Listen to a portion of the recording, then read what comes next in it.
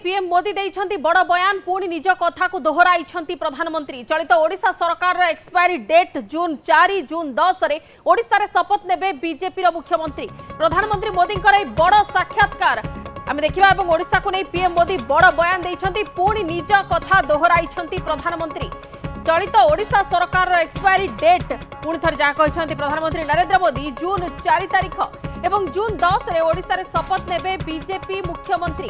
प्रधानमंत्री नरेंद्र मोदी बड़ साक्षात्कार पुणी थरे एवं एथिरे पुणी थरे ओडिशा प्रसंग रे दोहराइछंती। मैं व्यस्त टाइम पर बहुत शुक्रिया है। एएनआई के तो दर्शकों की संख्या भांति भांति की है, तो उन सभी दर्शकों को नमस्कार। मोदी जी, अब लगभग आखिरी दौर आ गया है चुनाव का। क्या जो आपने लक्ष्य तय किया था 400 पार का, आपको लगता है कि वो पार हो रहा है? क्योंकि विपक्ष तो कन्विंस्ड है कि ऐसा नहीं हो रहा है। वो कह रहे हैं कि 220 240 होगा। आखिरी दौर शब्द प्रयोग किया आपने, मुझे उसमें बहुत सी चीजें नजर आ रही है। एक, हमारा एक नया दौर शुरू होगा, उसका उसके अंदर संकेत है। दूसरा, जो लोग बड़े सपने देख करके बड़े वादे कर रहे थे, उनके लिए भी आखिरी दौर है। तो चुनाव का आखिरी दौर ऐसा इतना नहीं, उनकी स्थितियों का भी आखिरी दौर है। प्रधानमंत्री जी, आरक्षण इतना बड़ा मुद्दा इस बार कैसे बन गया? आप तो माइक्रोचिप्स और मैन्युफैक्चरिंग इस पे बात हो रही थी, लेकिन आपको बार बार हम आरक्षण पे बात करते हुए क्यों देखना पड़ रहा है? मुझे नहीं करना पड़ रहा है, मुझे सचेत करना है मेरे एससी, एसटी, ओबीसी और अति पिछड़े भाई बहनों को, क्योंकि इनको अंधेरे में रख करके ये लोग लूट चला रहे हैं। और चुनाव एक ऐसा समय है कि जो सबसे बड़ा संकट आ रहा है, उससे देशवासियों को मुझे जागरूक करना चाहिए। और इसलिए मैं आग्रहपूर्वक जनता जनार्दन को समझा रहा हूं, क्योंकि ये दो चीज़ें हो रही हैं। एक, भारत के संविधान की मूल भावना का हनन हो रहा है, संविधान की मर्यादाओं को तार तार कर दिया जा रहा है, और वो भी अपनी वोट बैंक की राजनीति के लिए। अब मुझे याद है, मैंने हाउस में कभी कांग्रेस के नेताओं को सुना, तो वो ये कहते थे कि पीएसयू का प्राइवेटाइजेशन कर रहे हैं आप, तो आप आरक्षण मिटा देना चाहते हैं। अब रियलिटी तो है नहीं, गप्पाजी कर रहे थे। लेकिन मेरे सामने आया कि जो लोग इतने बड़े दलितों के हितैषी अपने आप को कहते हैं, आदिवासियों के हितैषी कहते हैं, वे हकीकत में उनके घोर दुश्मन हैं। इन्होंने रातों रात एजुकेशनल इंस्टीट्यूशंस को माइनॉरिटी इंस्टीट्यूशंस बना दिया। माइनॉरिटी इंस्टीट्यूशन बना दिया तो उन्होंने आरक्षण उसमें खत्म कर दिया। अब उनके अधिकार क्षेत्र में नहीं था, वैसा एक नियम बदल दिया उन्होंने, और यूनिवर्सिटी तक को माइनॉरिटी स्टेटस दे दिया। अब दिल्ली में ही जामिया मिलिया जो यूनिवर्सिटी है, उसको उन्होंने माइनॉरिटी बना दिया, उसमें सारे आरक्षण खत्म हो गए। एडमिशन में भी नहीं, नौकरी में भी नहीं। और बाद में तो चीजें उभर करके आई कि करीब करीब 10,000 ऐसे इंस्टीट्यूशंस हैं जिसको इस प्रकार से आरक्षण के जो एससी, एसटी, ओबीसी का अधिकार था, वो पिछले दरवाजे से उसको छीन लिया गया है, संविधान की पीठ में छोड़ा भोंका दिया है। बाबा साहब आम्बेडकर ने जिस सपने से ये व्यवस्था खड़ी की थी, उसको इन्होंने वोट बैंक के लिए गिरवी रख दिया है। तो ये एक चिंताजनक बातें मेरे सामने जब आई, तब मुझे लगा कि मेरा दायित्व बनता है कि मैं देश को अवगत। इतने में इनका मैनिफेस्टो आया। इस मैनिफेस्टो ने और चौंका दिया, और इसलिए मैंने पहला मैनिफेस्टो पढ़ देखते ही मेरा पहला कमेंट था कि ये मैनिफेस्टो पर मुस्लिम लीग की छवि है। तो 2-3 दिन तो उनको लगा कि इसका जवाब देने की जरूरत नहीं है, ये अपने आप ही बात खत्म हो जाएगी। जब उन्होंने कोई जवाब नहीं दिया तो फिर मैं एक एक चीज खोलने लगा। जैसे इस देश में वो ये कहें कि हम खेलकूद में भी माइनॉरिटी के लिए कोटा फिक्स करेंगे। आज पंजाब के मेरे बच्चे जो खेल जगत के अंदर बहुत अच्छा कर रहे हैं, बंगाल के मेरे नौजवान फुटबॉल में बहुत अच्छा कर रहे हैं, उत्तर प्रदेश के हमारे नौजवान जो एथलीट्स में काफ़ी अच्छा कर रहे हैं, अब वो अपनी जवानी उसमें खपा देते हैं। 10-12 साल की उम्र से लेकर के 25 पहुंचने तक ये लोग इतना तप करते हैं जी, तपते हैं, शरीर को तपाते हैं। खिलाड़ी ऐसा नहीं बनता है जी। और सुबह रात को नींद नहीं आती, सुबह 4 बजे उठ करके चले जाते हैं। अब कहते हैं नहीं, ये माइनॉरिटी के लिए कोटा होगा, तो ये मेहनत करने वाला मेरा नौजवान जाएगा कहाँ जी? उनका क्या होगा? दूसरा उन्होंने कहा कि देश में अब जो टेंडर होंगे उस टेंडर में भी वे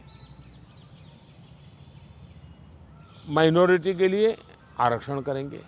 मतलब ये हुआ कि आज मान लीजिए कोई कहीं पर बहुत बड़ा महत्वपूर्ण ब्रिज बन रहा है, उस ब्रिज में कौन ब्रिज बनाएगा? तो जिसके पास ट्रैक रिकॉर्ड है, जिसके पास संसाधन है, जिसके पास कैपेबिलिटी है, जो परफॉर्म कर सकता है, सारे उसकी जो रिक्वायरमेंट उसकी पूरी करता है, उसमें कंपटीशन होती है और कंपटीशन में जो निकलता है उसको टेंडर मिलता है। ये कहते नहीं, ये सब बाद में। अब मुझे बताइए, अगर इसी प्रकार से सिर्फ धर्म के आधार पर कोटा दे देंगे, वो ब्रिज बनेगा, लोग मारे जाएंगे, तो कौन जिम्मेवार होगा?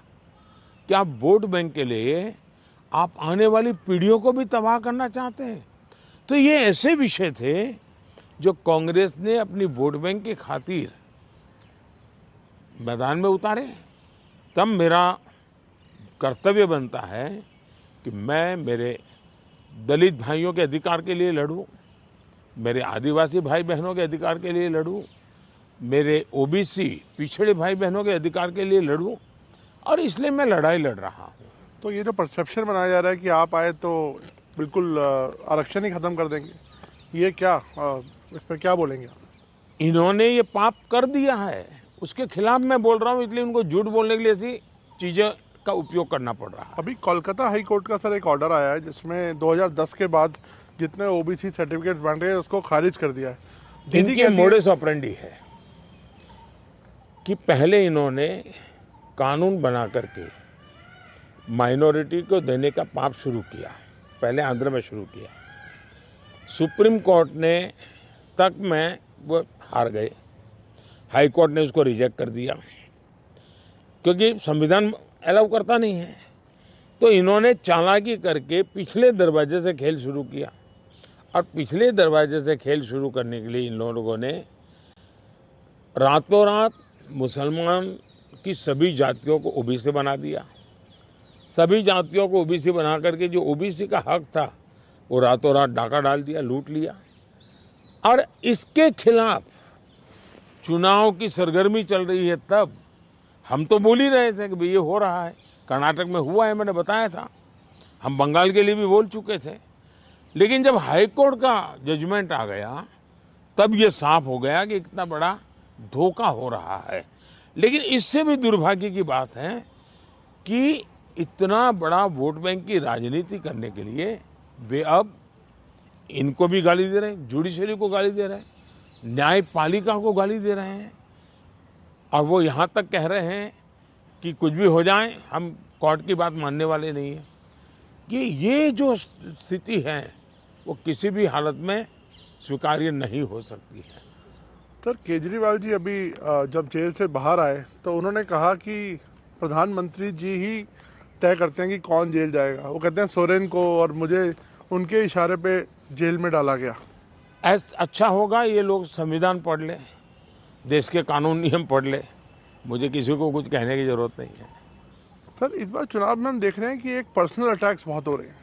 लाइक आप पर भी कई बातें बोली गई हैं और आपकी तरफ से भी कुछ लोगों को कुछ बोला गया है। तो पर्सनल अटैक्स किस लिए इस बार? आपको लगता नहीं ये शैली नहीं होनी चाहिए चुनावों में? जहाँ तक मोदी का सवाल है, मैं तो पिछले 24 साल से गालियाँ खा करके गाली प्रूफ हो गया हूँ। मौत का सौदागर किसने कहा था? गंदी नाली का कीड़ा किसने कहा था? और मेरे यहाँ तो पार्लियामेंट में एक दिन हमारे एक साथी ने हिसाब लगाया था, 101 गालियाँ गिनाई थी। तो चुनाव या चुनाव न हो, ये लोग मानते हैं कि गालियाँ देने का हक उनका ही है, और वे हताश निराश इतने हो चुके हैं कि गालियाँ देना, अपशब्द बोलना, ये उनके शायद जहन में है, उनके स्वभाव में हो गया है। प्रधानमंत्री जी, एक आरोप विपक्ष और लगा रहा है कि ईडी, आईटी, सीबीआई इसका इस्तेमाल किया जा रहा है विरोधियों को दबाने के लिए। मेरा मीडिया को सवाल है कि विपक्ष ने आपको ये कूड़ा कचरा पकड़ा दिया, वो कूड़ा कचरा लेकर के आप हमारे पास पहुंच जाते हैं। मीडिया वाले रिसर्च करें कि भाई सरकार के लिए क्या सवाल पूछने चाहिए, प्रधानमंत्री को क्या सवाल पूछना चाहिए। जो कूड़ा कचरा फेंक रहा है उसको पूछो ना, भाई तुम ये जो कह रहे इसका सबूत क्या है, कानून नियम क्या है, उसको पूछो ना। उसकी आपकी हिम्मत नहीं है। लेकिन वो जो कूड़ा कचरा फेंकते हैं, वो कूड़ा कचरा लेकर के आप मेरे यहाँ आते हैं। ये ठीक है कि मैं रिसाइकल के मानता हूँ, तो मैं इस कूड़े कचरे का रिसाइकल करके उसको खाद में परिवर्तित कर दूंगा और उसमें से देश के लिए कुछ न कुछ अच्छी चीज़ें पैदा कर दूंगा, इसलिए वो तो मैं करूंगा। लेकिन सरकार क्या करती है? आज गांव के सरपंच को चेकबुक पर सही करने का अधिकार होता है, देश के प्रधानमंत्री को नहीं है। ये इतना नॉलेज नहीं है इन लोगों को। देश के प्रधानमंत्री के पास इस प्रकार का कोई अधिकार नहीं होता है। मोदी सरकार का मैंडेट क्या है? मोदी सरकार ने अपने अफसरों को कहा है कि मेरी सरकार करप्शन के विषय में जीरो टॉलरेंस। अब ये दफ्तर के अंदर बैठे हुए लोगों का काम है कि उसको लागू करें। और सचमुच में तो किसी जमाने में 10 साल में मनमोहन सिंह जी की सरकार थी, 34 लाख रुपया पकड़े गए थे। 34 लाख रुपया मतलब एक स्कूल बैग में आप आ जाए।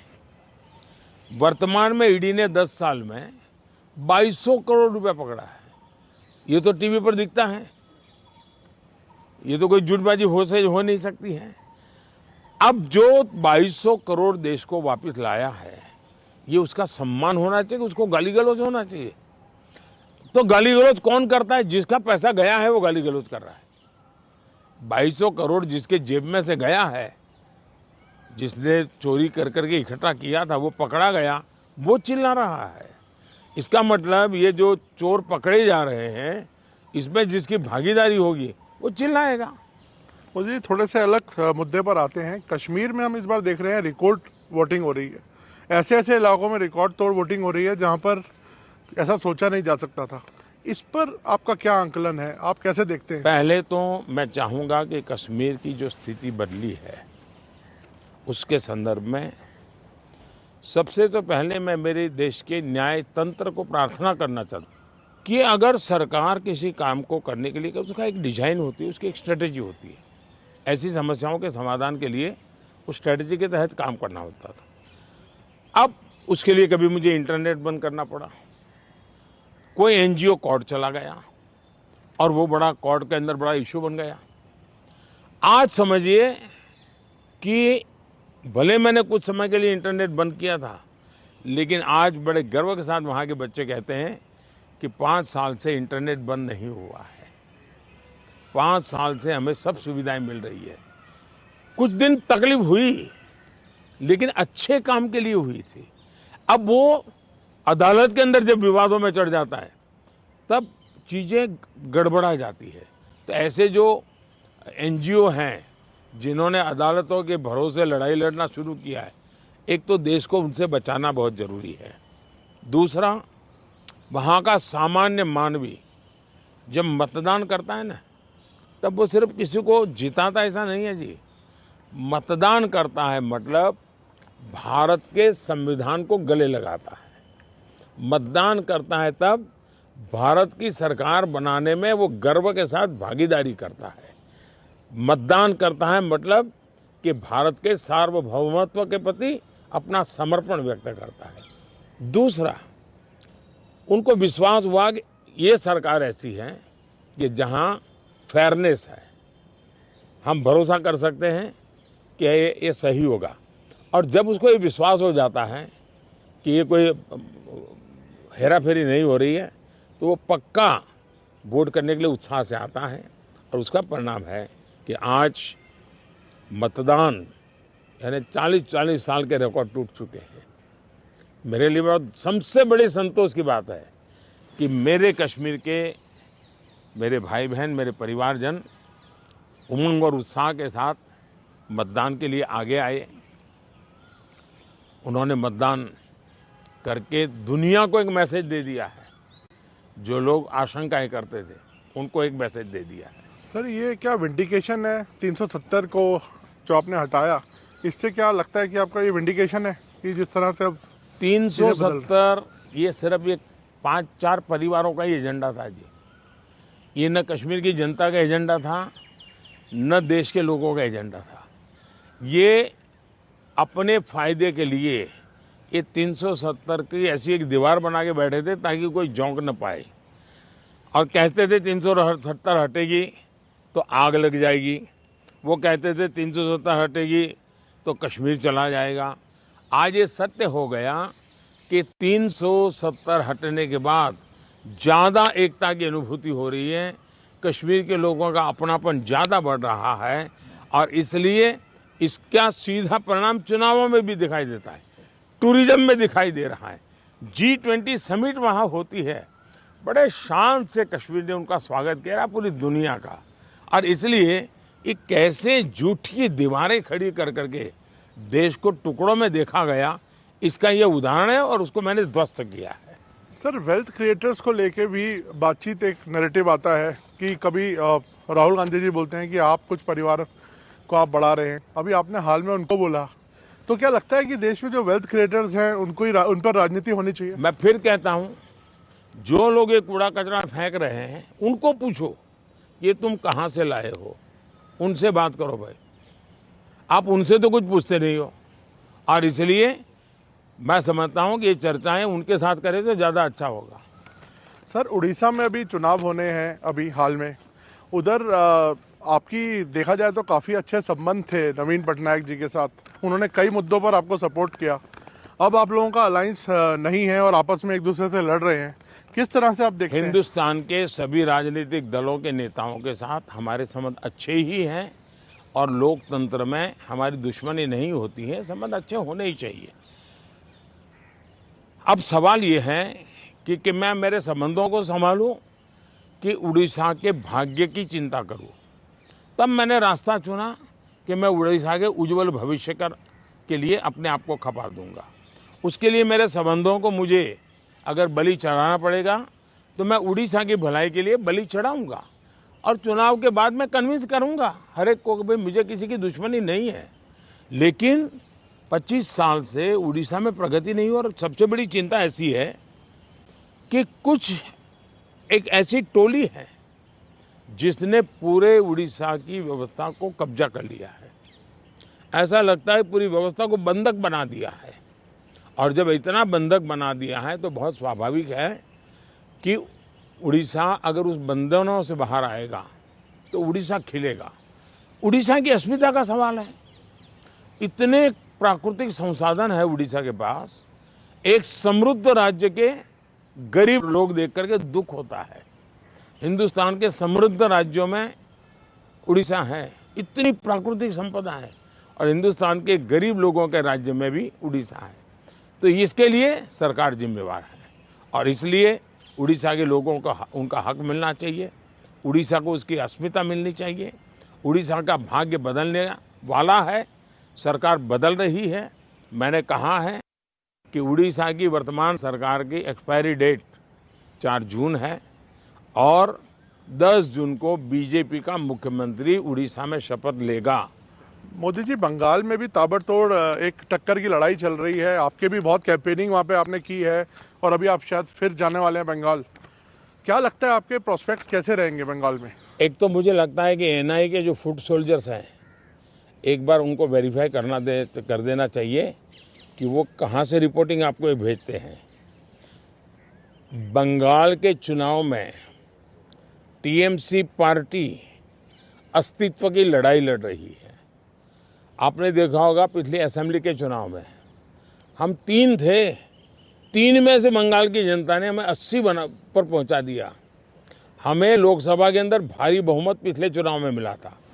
इस बार पूरे हिंदुस्तान में द बेस्ट परफॉर्मिंग स्टेट कोई होगा तो पश्चिम बंगाल होने वाला है। भारतीय जनता पार्टी को सर्वाधिक सफलता पश्चिम बंगाल में मिल रही है और पश्चिम बंगाल का चुनाव एक तरफा है, जनता जनार्दन उसको लीड कर रही है और उसके कारण सरकार में बैठे हुए लोग, टीएमसी के लोग बौखलाए हुए हैं।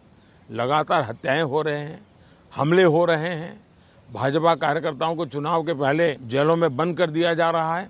इस सारे जुल्मों के बावजूद भी मतदान भी जनता ज़्यादा कर रही है और वोट भी ज़्यादा हो रहा है। मोदी जी, आपके हिसाब से तो लगभग अब आपका तय है आना और सबको लगता है ऐसा। ज़्यादातर लोग आपको प्रेडिक्ट कर रहे हैं कि आप वापस आ रहे हैं। तो मोदी 3.0 में ये देश क्या उम्मीदें रखे आपसे? क्या आपकी प्रायोरिटीज होंगी? विकसित भारत, 1 पॉइंट एजेंडा, विकसित भारत। चलिए, बहुत बहुत धन्यवाद भैया, नमस्कार।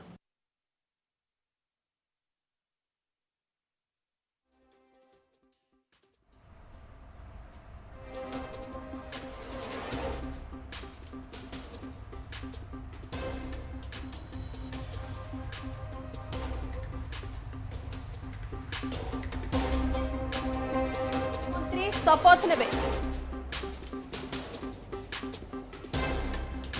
प्रधानमंत्री नरेंद्र मोदी बड़ साक्षात्कार आपण मैंने देखुले एनआई रे जो कथार बहुत गुड़े प्रसंग सामना को आसला। प्रधानमंत्री नरेंद्र मोदी पुणी थे निजर से बड़ बयान को दोहराई जे बीजेडी सरकार ओडिशा सरकार एक्सपायरी डेट रोची जून 4 और जून 10 रे ओडिशा रे शपथ नेबे बीजेपी मुख्यमंत्री। प्रधानमंत्री नरेंद्र मोदी को बड़ साक्षात्कार समय रे संरक्षण प्रसंग आसला, पश्चिमबंग प्रसंग आसला, एससी एसटी प्रसंग आसला एवं आसन कथा नहीं जिते प्रश्न दोहरा जाइथिला प्रधानमंत्री नरेंद्र मोदी सीधा सड़क उत्तर थिला इंटरक एनआई